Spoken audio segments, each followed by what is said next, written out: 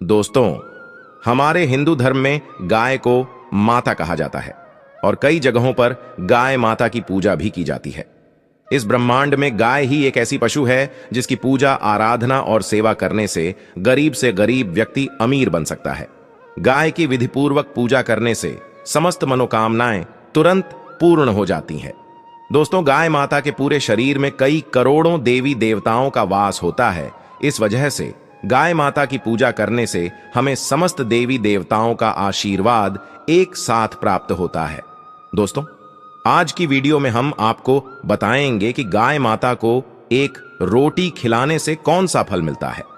गाय माता का वह कौन सा अंग है जिसे सिर्फ स्पर्श करने से व्यक्ति के सारे दुख दर्द दूर हो जाते हैं, और जो व्यक्ति गायों को दुख देता है, उन्हें मारता पीटता है, उसे कौन सा दंड मिलता है, और किस कारण से गाय माता ने क्रोधित होकर समस्त स्त्रियों को श्राप दे दिया था, जिस श्राप का सहन स्त्रियां आज भी कर रही हैं। दोस्तों, आपका ज्यादा समय नष्ट न करते हुए वीडियो को शुरू करते हैं। दोस्तों, एक बार भगवान भोलेनाथ कैलाश पर्वत पर विराजमान थे। तभी अचानक से देवर्षि नारद जी नारायण नारायण का जाप करते हुए उनके पास आकर रुक जाते हैं और भगवान शिव जी को प्रणाम करते हैं। तब भगवान शिव जी देवर्षि नारद जी से कहते हैं, कहिए नारद जी, आप किस प्रयोजन से यूं अचानक ही पधारे हैं? तब देवर्षि नारद जी कहते हैं, हे जगत के कर्ता धर्ता, आप तो त्रिकालदर्शी है। आपको तो मेरे आने का उद्देश्य पता ही है कि मैं आपके पास क्यों आया हूं, लेकिन आप फिर भी यह प्रश्न कर रहे हैं। तब भगवान भोलेनाथ कहते हैं, हे देवर्षि नारद जी, हम आपकी दुविधा को समझते हैं। आप बिल्कुल निश्चिंत होकर हमें अपने प्रश्नों को पूछिए, हम आपको आपके प्रश्नों का उत्तर अवश्य देंगे। तब देवर्षि नारद जी कहते हैं, हे प्रभु, आज मैंने पृथ्वी लोक का भ्रमण करते हुए देखा कि कुछ लोग गौ माताओं की पूजा कर रहे थे, उन्हें रोटियां खिला रहे थे, उनकी सेवा कर रहे थे। हे प्रभु, मैं गाय को रोटी खिलाने का महत्व जानना चाहता हूं, और जो व्यक्ति गायों की सेवा करता है, उनकी पूजा करता है, उन्हें कौन सा फल मिलता है? हे प्रभु, गाय का वह कौन सा अंग है जिसे सिर्फ स्पर्श करने से सभी दुख दर्द दूर हो जाते हैं? वहीं दूसरी तरफ मैंने देखा कि कुछ लोग गाय माताओं पर अत्याचार कर रहे थे, उन्हें कष्ट दे रहे थे। हे प्रभु, मनुष्य इन बेजुबान जानवरों पर, गाय माताओं पर ऐसा अत्याचार क्यों करते हैं? उन्हें ऐसा करने पर कौन सा दंड मिलता है, और वह कौन सा ऐसा श्राप था जो गाय माता ने समस्त स्त्रियों को दिया था, जिसे कलयुग की समस्त स्त्रियां भोग रही हैं? मेरी यह जानने की तीव्र इच्छा हो रही है। तब भगवान शिव जी मुस्कुराते हुए देवर्षि नारद जी से कहते हैं, नारायण भक्त नारद जी, आपके ये सभी प्रश्न बहुत ही महत्वपूर्ण है, और आपने इन सभी प्रश्नों को पूछकर पूरे ब्रह्मांड का उद्धार कर दिया है। लेकिन मैं आपको आपके इन प्रश्नों का उत्तर देने से पहले आपको एक अत्यंत ज्ञानवर्धक कहानी सुनाना चाहता हूं। जो भी भक्त इस कहानी को पूरा सुनता है, उसके मैं 32 अपराध माफ करता हूं। दोस्तों, भगवान शिव जी कहते हैं, हे देवर्षि नारद जी, किसी समय की बात है, भारत के रायपुर शहर में गोपाल नाम का एक धनवान सेठ रहता था। वह प्रतिदिन ईश्वर की पूजा आराधना करता था। उसके जीवन में कोई दुख दर्द नहीं था। वह सुखपूर्वक से अपने जीवन का निर्वाहन कर रहा था। लेकिन कहते हैं ना कि बिना सुख और दुख का मनुष्य बिना जल के मछली के समान होता है। इसलिए मनुष्यों के जीवन में सुख के साथ दुख का आगमन होना ही चाहिए। उस सेठ के साथ भी ऐसा ही कुछ हुआ था। उसके जीवन में सिर्फ एक ही दुख था कि उसको अभी तक संतान प्राप्ति का सुख नहीं मिला था। इस वजह से वह बहुत ही दुखी रहता था।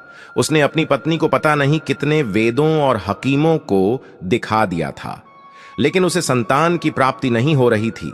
एक दिन गोपाल अपने किसी कार्य से किसी नगर की तरफ जा रहा था। तब उसने देखा कि एक तपस्वी महात्मा जी अपनी साधना में लीन है। तब वह गोपाल महात्मा जी के पास रुक जाता है। कुछ देर ऐसे ही बैठने के बाद वे तपस्वी महात्मा जी अपनी आंखें खोलते हैं तो वह गोपाल नाम का सेठ उन महात्मा जी से कहता है, हे विप्र, मैं अपने जीवन से बहुत ही परेशान हूं, कृपया आप मुझे इस कष्ट से निजात पहुंचाई है। तब वे महात्मा जी उस गोपाल नाम के सेठ से कहते हैं, हे मानव, तुझे किस बात का कष्ट है? तू तो बहुत ही धनवान लग रहा है, लगता नहीं है कि तुझे कोई कष्ट भी होगा। फिर वह गोपाल नाम का सेठ बड़े ही दुखी भाव से कहता है, ही त्रिकालदर्शी, मेरे जीवन में केवल एक ही दुख है, और वह यह है कि मेरे विवाह को कई वर्ष हो चुके हैं, लेकिन अभी तक मुझे संतान की प्राप्ति नहीं हुई है।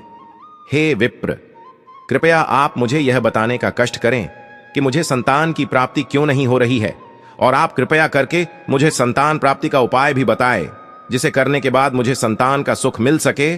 तब वे महात्मा जी अपनी अंतर्मन की शक्ति से उस गोपाल नाम के सेठ के जीवन में घटित सभी घटनाओं को देख लेते हैं और क्रोध में उस सेठ से कहते हैं, अरे मूर्ख मानव, तूने एक घोर पाप किया है, और वह यह है कि याद है न तुझे, तू जब किसी नगर को जा रहा था तब एक वृक्ष के पास एक गाय अपने बछड़े के पास भूख प्यास से तड़प रही थी। तब तू न तो उस गाय को भोजन करवाया और ना ही तूने उस गाय को प्रणाम किया था। उस गाय ने तुझसे सहायता भी मांगी थी, लेकिन तूने उस दिन उस गाय माता की पुकार को सुनकर भी नजरअंदाज कर दिया था, और तेरी इसी उदंडता को देखकर उस गाय ने तुझे संतान न होने का श्राप दे दिया था ही।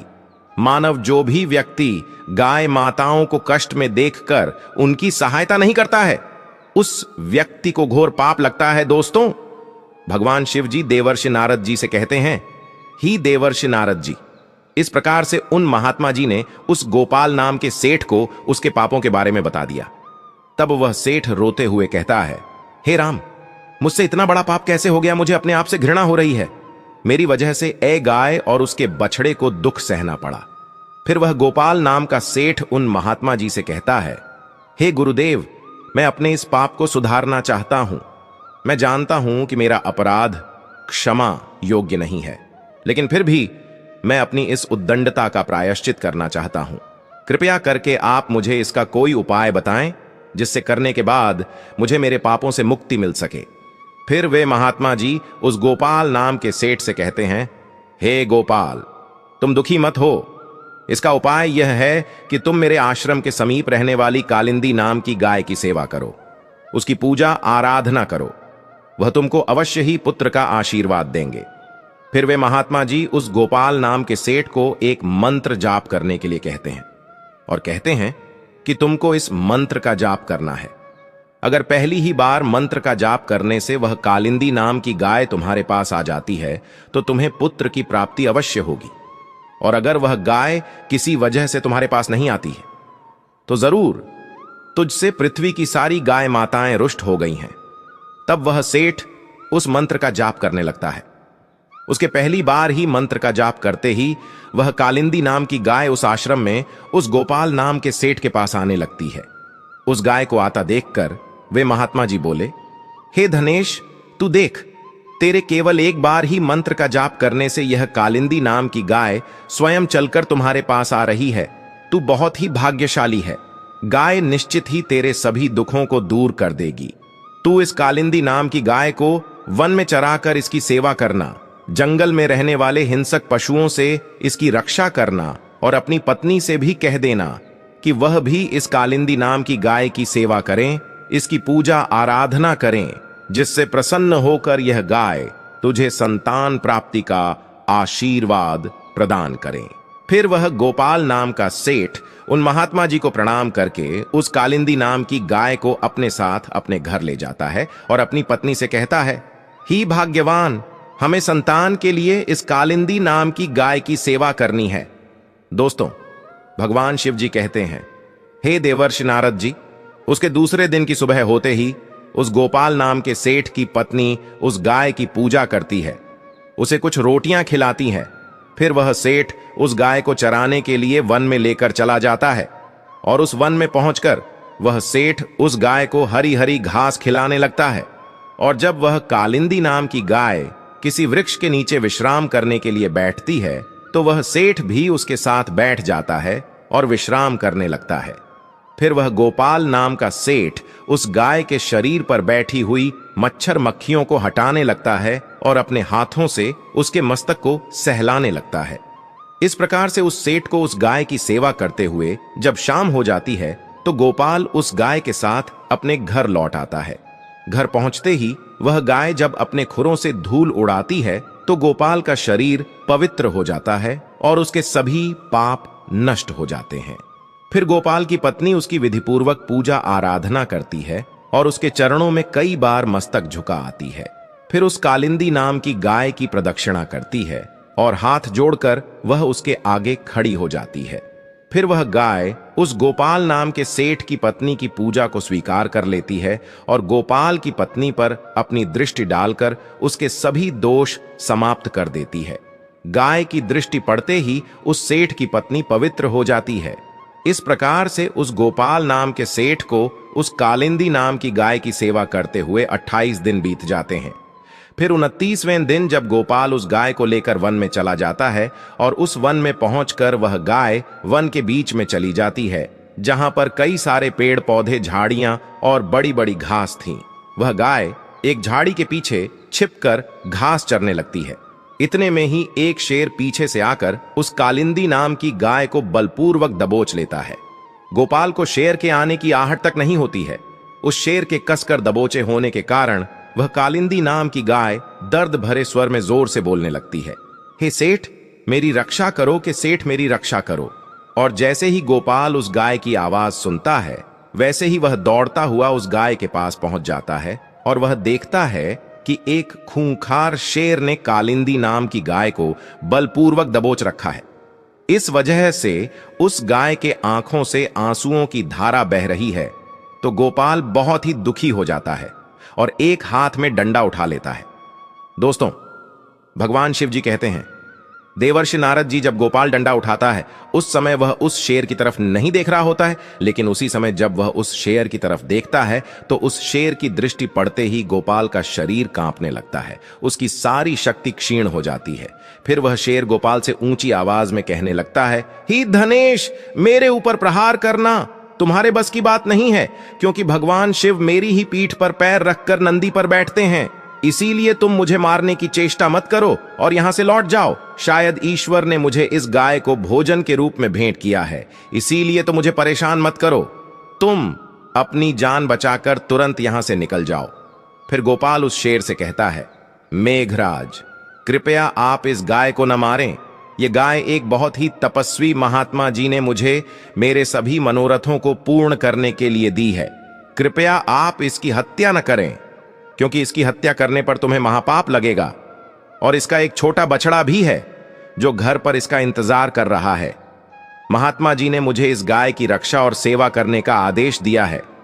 मैं इस गाय को मरने के लिए छोड़कर नहीं जा सकता। तुम भगवान शिव के सेवक हो, इसीलिए तुम्हारे हाथ से इस गाय को छुड़ाना मेरे लिए असंभव है।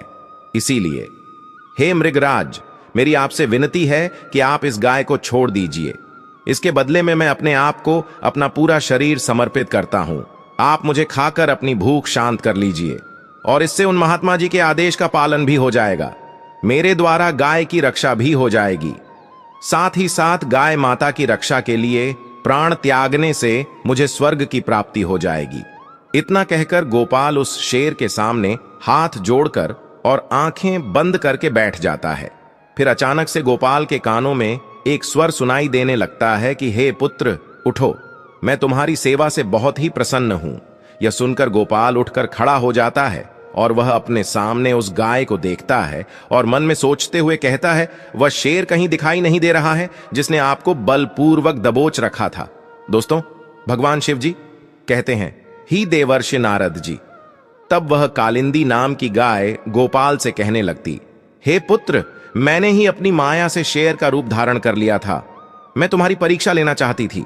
मैं देखना चाहती थी कि संकट में पड़ने पर तुम अपने प्राण बचाते हो या तुम मेरे प्राण बचाते हो। मैंने यह कैसे किया, यह तो यमराज जी भी नहीं जान सकते हैं। लेकिन तुम मेरी परीक्षा में सफल हो गए। तुम मेरे प्राणों की रक्षा के लिए अपने प्राण संकट में डालने के लिए तैयार हो गए थे, इसीलिए मैं तुम पर बहुत प्रसन्न हूं। अब तुम मुझसे वरदान मांगा। तुम्हें कौन सा वरदान चाहिए वह कहो, मैं अवश्य ही तुम्हारी मनोकामना को पूर्ण करूंगी। वह गोपाल नाम का सेठ कहता है, हे गौ माता, मेरी केवल एक मनोकामना यह है कि कृपया आप मुझे संतान प्राप्ति का सुख प्रदान कीजिए। फिर कालिंदी नाम की गाय माता ने कहा, हे पुत्र, तुम एक पत्ते के दोने में मेरा दूध लेकर अपनी पत्नी के साथ पान करो। इससे तुम्हें धर्म का पालन करने वाली संतान की प्राप्ति होगी। वह गोपाल नाम का सेठ कहने लगा, हे गौ माता, मैं आपके मधुर वचनों को सुनकर बहुत ही मुग्ध हो चुका हूं। अब आप मेरे साथ मेरे घर चलिए। मैं आपकी पूजा करके आपको भोजन कराता हूं और सभी प्रकार के अनुष्ठानों को पूरा करके आपके अमृत समान दुग्ध का पान करता हूं। उसके बाद वह गोपाल नाम का सेठ उस गाय को अपने साथ लेकर अपने घर चला जाता है। घर पहुंचने पर उस सेठ की पत्नी आगे आकर उस गाय की पूजा पाठ करने लगती है। तरबूज गाय ने गोपाल की पत्नी से कहा, हे पुत्री, तुम मेरी पीठ को स्पर्श करें, इससे तुमको अत्यंत गुणवान धर्म का पालन करने वाली संतान की प्राप्ति होगी। फिर उस सेठ की पत्नी ने गाय की पीठ को स्पर्श किया। गोपाल और उसकी पत्नी उस गाय की विधि पूर्वक पूजा आराधना करती है और उस गाय माता के अमृत के समान दूध को प्रसाद समझकर ग्रहण करती है। फिर वे दोनों उन महात्मा जी के पास पहुंच जाते हैं। तब वे महात्मा जी उन दोनों की खुश देखकर कहने लगते हैं, हे धनेश, अब यह गाय तुम दोनों से बहुत ही प्रसन्न है। अब तुम्हारी सभी मनोकामनाएं अवश्य ही पूर्ण हो जाएंगे। दोस्तों, भगवान शिव जी कहते हैं, ही देवर्षि नारद जी, जो भी मनुष्य गाय की सेवा करता है, उसे भोजन खिलाता है, उसकी पूजा आराधना करता है, उसकी सभी मनोकामनाएं पूर्ण हो जाती हैं। और जो भी व्यक्ति गाय की रक्षा करता है, वह कभी भी गरीब नहीं रहता है और मृत्यु के बाद उस व्यक्ति को सीधा स्वर्ग की प्राप्ति होती है और उस व्यक्ति को भगवान भोलेनाथ के साक्षात दर्शन प्राप्त करने का सौभाग्य मिलता है। जो भी व्यक्ति श्रद्धा पूर्वक गाय का दूध पीता है, उसे कोई बीमारी नहीं होती है और जो व्यक्ति गाय की पीठ को स्पर्श करता है, उसके सभी पाप तुरंत ही नष्ट हो जाते हैं। जो व्यक्ति गाय को एक रोटी खिलाता है, वह व्यक्ति नरक की वैतरणी नदी को गाय की पूंछ पकड़कर पार कर लेता है। इतना करने से ही मनुष्य सभी ऐश्वर्य और यश को प्राप्त कर लेता है। वह व्यक्ति कभी भी गरीब नहीं रहता है। अतः हमें गाय माताओं की सेवा आराधना अवश्य करना चाहिए, क्योंकि ऐसा करने से मनुष्य को 7 पीढ़ियों तक मनुष्य योनि में जन्म लेने का सुख प्राप्त होता है। गाय माताओं की सेवा करने वाला व्यक्ति रंक से राजा भी बन सकता है। दोस्तों, भगवान शिव जी कहते हैं, देवर्षि नारद जी, इस प्रकार से गोपाल के द्वारा उस कालिंदी नाम की गाय की सेवा करने से उसे एक पुत्र और एक पुत्री की प्राप्ति होती है। दोस्तों, भगवान शिव जी कहते हैं, हे देवर्षि नारद जी, आपके पहले प्रश्न का उत्तर मिल गया होगा और आपका दूसरा प्रश्न यह था कि जो व्यक्ति गायों को मारता पीटता है, उन्हें कौन सा दंड मिलता है। तो मैं आपको बता दूं कि उन व्यक्तियों को ऐसा करने पर सीधा नरक की प्राप्ति होती है और ऐसे व्यक्तियों को नरक के देवता यमराज जी कई वर्षों तक खौलते हुए तेल के घड़े में पकाते हैं। दोस्तों, भगवान शिव जी नारद जी से कहते हैं, देवर्षि नारद जी, अब तो आपको आपके प्रश्नों के उत्तर मिल ही गए होंगे। तब देवर्षि नारद जी कहते हैं, हे प्रभु, आपने मुझे मेरे प्रश्न का उत्तर नहीं दिया है कि गाय माता ने समस्त स्त्रियों को वह कौन सा श्राप दिया था जिसे आज भी स्त्रियां भोग रही हैं। फिर देवर्षि नारद जी की बातों को सुनकर भगवान शिव जी कहते हैं, ही देवर्षि नारद जी, आपको आपके इस प्रश्न का उत्तर जानने के लिए एक और ज्ञानवर्धक कहानी सुनना होगा। तब देवर्षि नारद जी कहते हैं, हे प्रभु, आप उस कहानी को सुनाना प्रारंभ करें। मैं आपको विश्वास दिलाता हूं कि मैं इस कहानी को शुरू से लेकर अंत तक पूरा अवश्य सुनूंगा। दोस्तों, भगवान शिव जी कहते हैं, किसी समय की बात है, किसी नगर में फेंकू नाम का एक ब्राह्मण रहता था। उसने अपने घर में गाय को पाल रखा था। वह गाय उसे प्रतिदिन ढेर सारा दूध देती थी, जिसे बेचकर वह अपनी आजीविका चलाता था और उस गाय का दूध बहुत ही अच्छा होने के कारण उसे बहुत मुनाफा भी हो रहा था। इसीलिए वह उस गाय को प्रतिदिन वन में चराने के लिए ले जाता था और शाम होने से पहले उस गाय को घर ले आता था। ऐसे ही कई दिन गुजर जाते हैं, लेकिन एक दिन ऐसा आता है जब वह गाय दूध देना बिल्कुल बंद कर देती है, जिसके कारण फेंकू को भारी नुकसान का सामना करना पड़ जाता है। एक दिन शाम उस गाय से परेशान होकर उस गाय को घर से निकाल देता है और जब वह गाय फेंकू के घर में घुसने लगती है, वैसे ही उस गाय को डंडों से पीटने लगता है, जिससे वह गाय बहुत ही दुखी रहने लगी थी और वह अपने मालिक को छोड़ना नहीं चाहती थी, लेकिन उसका मालिक ही उसे अपने घर में नहीं रखना चाहता था। इस वजह से वह गाय फेंकू के घर में जाना छोड़ देती है और वह एक वन में जाकर रहने लगती है। उस वन में चारों तरफ हरी हरी घास थी, जिसे खाकर वह गाय अपना पेट भर लेती थी और एक पेड़ के नीचे बैठकर रात गुजार लेती थी। ऐसे ही कई महीने गुजर जाते हैं, लेकिन एक दिन जब वह गर्भवती हो जाती है तो उसे बहुत ही कठिनाइयों का सामना करना पड़ जाता है, किंतु वह किसी तरह से कष्टों को सहती हुई अपने जीवन यापन करने लगती है। उसी वन के समीप में एक नगर पड़ता था। उस नगर में एक किसान रहता था। उसकी पत्नी बहुत ही लालची स्वभाव की थी। उसके लालची स्वभाव से वह किसान भी बहुत ही परेशान रहता था। दोस्तों, भगवान शिव जी कहते हैं, हे देवर्षि नारद जी, एक दिन जब उस गाय को गर्भवती के 9 महीने बीत जाते हैं, तब अचानक से उसे तीव्र पीड़ा शुरू हो जाती है और वह उस पीड़ा को सहन नहीं कर पाती है, लेकिन किसी तरह से वह उस पीड़ा को सहन कर लेती है और वह गाय एक सुंदर से बछड़े को जन्म दे देती है। उस बछड़े को जन्म देने के बाद वह बछड़ा बहुत ही ज्यादा गंदा हो जाता है, क्योंकि उस गाय ने गलती से अपने बछड़े को कीचड़ में जन्म दे दिया था और वह गाय अपने बछड़े को हिंसक जंतुओं से बचाने के लिए उसे अपनी पीठ पर रखने का प्रयास करने लगती है। लेकिन वह ऐसा करने में बार बार असफल हो रही थी, जिससे वह गाय बहुत ही दुखी हो गई थी। तभी अचानक से किसान की पत्नी किसी कार्य के लिए उस वन में पहुंच जाती है, जहां पर वह गाय अपने बछड़े को हिंसक जंतुओं से बचाने के लिए उस बछड़े को अपनी पीठ पर रखने की कोशिश कर रही थी। जब किसान की पत्नी ने देखा कि उस गाय ने एक बछड़े को जन्म दिया है और उसके आसपास कोई भी नहीं है, तो किसान की पत्नी के मन में लालच जाग उठता है और वह अपने मन में सोचने लगती है कि चलो मैं इस गाय को अपने घर ले चलती हूं। यह मुझे ढेर सारा दूध देगी, जिससे मैं बहुत सारा धन इकट्ठा कर लूंगी। ऐसा सोचकर जैसे ही वह स्त्री उस गाय की ओर जाने लगती है, तब उस गाय ने देखा कि उसके पास एक सुंदर सी स्त्री तीव्र गति में चलती हुई आ रही है।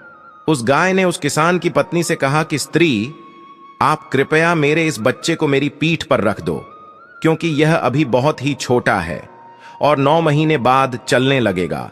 उस गाय को यह पता नहीं था कि उसका बच्चा जन्म लेने के बाद चलने लगता है और उस समय मनुष्यों के बच्चे भी पैदा होते ही चलने लगते थे। उस गाय को यह बिल्कुल भी पता नहीं था। उस गाय की बातों को सुनकर वह किसान की पत्नी को हंसी आ जाती है और वह हंसते हुए उस गाय से बोली, अरे मूर्ख गैया, मैं तुम्हारे बच्चे को तुम्हारी पीठ पर क्यों रखूं? तुम्हारे इस बच्चे को देखो तो ये कितना गंदा हो गया है। इसके ऊपर बहुत मिट्टी और कीचड़ भी लगी हुई है। अगर मैं इसे तुम्हारे पीठ पर रखूंगी तो मेरी इतनी सुंदर साड़ी गंदी हो जाएगी। तभी क्रोध में आकर उस गाय ने उस किसान की पत्नी को श्राप देते हुए कहा कि हे मूर्ख स्त्री, तू मेरे बच्चे को मेरी पीठ पर रखने में हिचकिचा रही है और तू मेरे बच्चे को गंदा कह रही है। जा, मैं आज से समस्त स्त्रियों को यह श्राप देती हूं कि अब मनुष्यों के बच्चे भी मेरे बच्चे के ही तरह पूरे 9 महीने बाद चलेंगे और जितने भी पशु पक्षी हैं उनके बच्चे पैदा होते ही चलने लगेंगे। दोस्तों, भगवान शिव जी कहते हैं, हे देवर्षि नारद जी, इस प्रकार से गाय माता के श्राप को कलयुग की स्त्रियों को भी भोगना पड़ रहा है। ऐसा पहले नहीं था। पहले मनुष्यों के बच्चे पैदा होते ही चलने लगते थे। सतयुग में सुखदेव पैदा होने के तुरंत बाद ही अपने पैरों पर चलने लगे थे और वेद व्यास भी जन्म लेने के तुरंत बाद अपने पैरों पर चलने लगे थे। यह बात तो सतयुग की थी, लेकिन कलयुग में ऐसा कुछ भी नहीं है।